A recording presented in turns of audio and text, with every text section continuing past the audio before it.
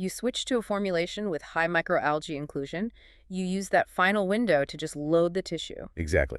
You load the skin with carotenoids for market appeal, and you load the lipids with EPA for nutritional value. You're turning a commodity fish into a premium product right before processing. The premium you get on that final fillet justifies the cost of the algae. It's precision nutrition. A whole new era of communication in the global aquaculture industry is coming. Now you have the brightest minds in aquaculture right in your pocket. And what's best? You can listen to all of them while driving to a farm, traveling, or running errands. It's never been this good, and it's never been this simple. Welcome to the Aquaculture Podcast Show, the first AI-based podcast in aquaculture, where you'll find cutting-edge insights in everything that's working in aquaculture, nutrition, health, and production. Inspired by the 2023 article titled Dietary Influence of Selected Microalgae on Carotenoid Concentration, Nutrition, and Biochemical Composition of Nile Tilapia by Islam, Kafia, et al. Welcome back to the deep dive. Today, we're really getting into the operational reality of functional feed ingredients. Yeah, we're so far past the point of just talking about fish meal replacement as a simple commodity swap. Exactly. The baseline, the absolute minimum, is reduce marine ingredients, maintain biomass. We all know that. But that's not where the interesting work is happening now. The real R&D is about finding substitutes that, actively enhance the physiological value of the fish. We're talking about functional additives. Ingredients that drive the unit economics through quality, not just keeping the animals alive. Precisely. The question isn't just can we replace it anymore. It's what else can this ingredient do for me? It has to be a double-duty performer. Which brings us to the analysis we're breaking down today. It's the work by Islam, Kafia, and their colleagues. Right. Dietary influence of selected microalgae on carotenoid concentration, nutrition, and biochemical composition of Nile tilapia. It's a really solid piece of work. It is, because it gets very technical with two specific microorganisms, Nanochloropsis and Tetraselmis. And they're applying it to Nile tilapia right at the fry stage, which, as you know, is absolutely critical. That early nutritional programming dictates everything downstream. Get the biochemistry right in the nursery, and you see the payoff at harvest. Why Genetics turns podcast airtime into brand authority. We don't sell ads, we elevate voices. Curious how far your voice can go to become a reference in the industry and attract more leads? Scan the QR code and discover how we can turn your expertise into unmatched brand authority. Let's transform expertise into influence, starting now. So let's get into the design. They use the whole biomass, not extracts. Which is a key point. This was an 8-week feeding trial, 270 fry. Tiny little things, starting at what? 0.023 grams. And 5 diets. You have your control feed, the standard commercial fish meal base. And then the 4 test diets, replacing that fish meal with dried microalgae at 25 and 50% inclusion. So that's N25 and N50 for Nanochloropsis and T25 and T50 for Tetraselmis. It's a direct substitution of the main protein source. I mean, that's a serious challenge for the raw algal biomass, a real test of digestibility. Okay, so let's start with the metric that everyone sees first in the market. The color, the integument deposition. And we know tilapia just can't synthesize carotenoids on their own. If it's not in the feed, you get a pale fish, and that's a direct hit on market value. Consumer acceptance is tied directly to that color intensity. The data from the Islam study here is, well, it's incredibly clear. It is. The control feed group was the absolute floor. It was sitting at just 0.87 micrograms per gram. Which is what you'd expect, right? A standard ration with no synthetic colorants. But the jump in the other groups. It was statistically dominant. The N50 group, that's the 50% Nanochloropsis, it hit a wet weight concentration of 3.27 micrograms per gram. That's a nearly 4-fold increase. I mean, that's a huge lift in pigment deposition. And even the lower inclusion, the N25, was way up there at 2.9. Yeah. So Nanochloropsis is clearly a very potent carrier for these pigments. Tetraselmis also did well. The T50 group hit 3.15, but Nanochloropsis just had that statistical edge. It all comes down to the specific pigment profile of the biomass. They saw peak absorption at 450 nanometers. We know Nanochloropsis is packed with zexanthin and canthaxanthin. And the transfer efficiency from the feed into the fish skin is obviously very high. No question. So if your target is visual quality, Nanochloropsis is a validated natural colorant. But we have to look at the proximate composition. This is the other side of the coin.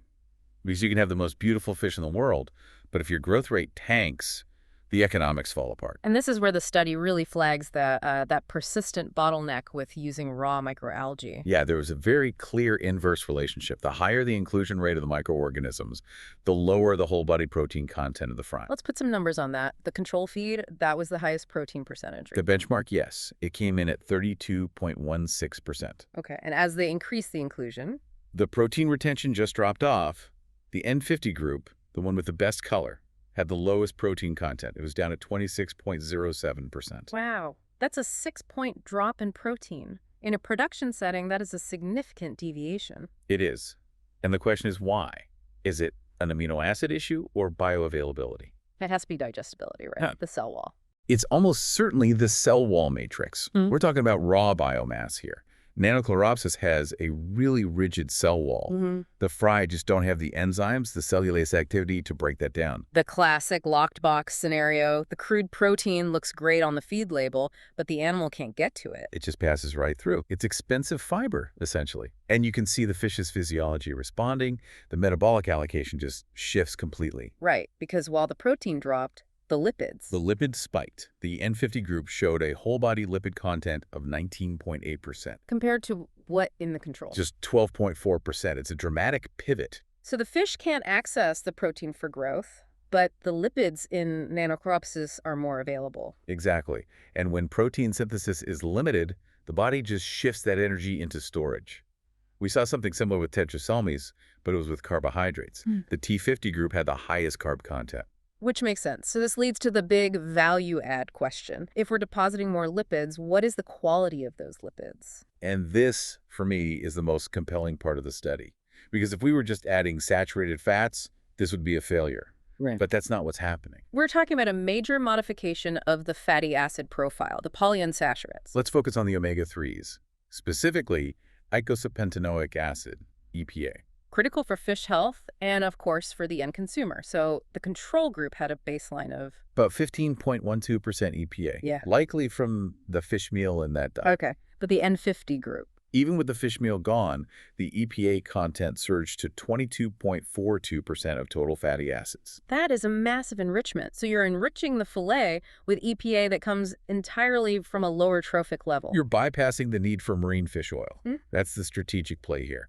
Nanochloropsis is basically an EPA factory. This study proves that the EPA is bioavailable and it deposits in the muscle tissue very efficiently. Even if the protein is, stuck behind that cell wall. Right. Now, Tetraselmis was a bit different. It was more of a broad-spectrum booster, wasn't it? It was.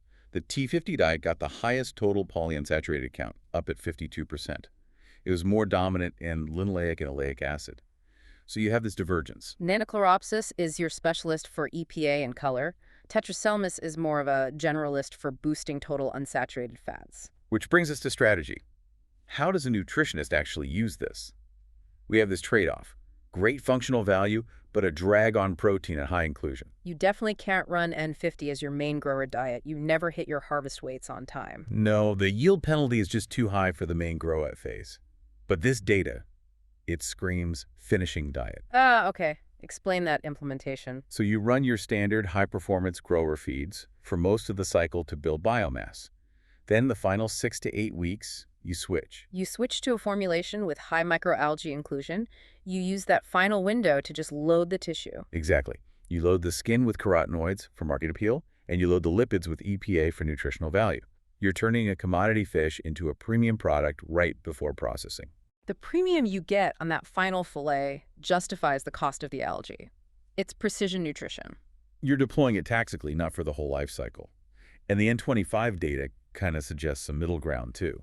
Right. The 25% inclusion rates didn't have nearly the same protein hit, but they still gave you a lift in fatty acids and color. So for a producer who wants a simpler, single-phase feeding regime, 25% looks like a pretty viable baseline. And the analytics here are solid. They didn't cut any corners. No, this was rigorous work.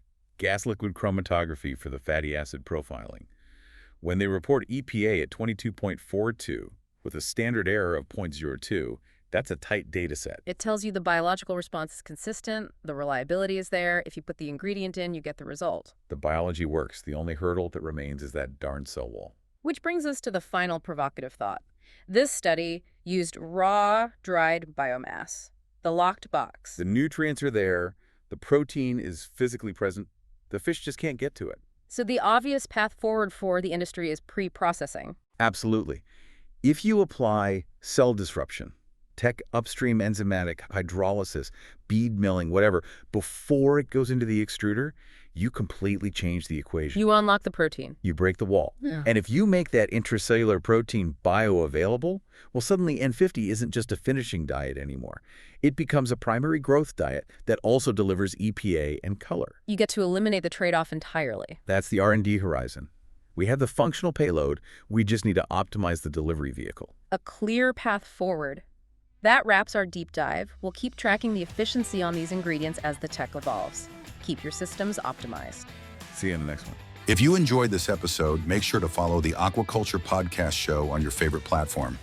And don't forget to follow us on LinkedIn, Instagram, and Facebook to stay updated on the latest episodes and industry insights. Thanks for tuning in, and we'll catch you next time.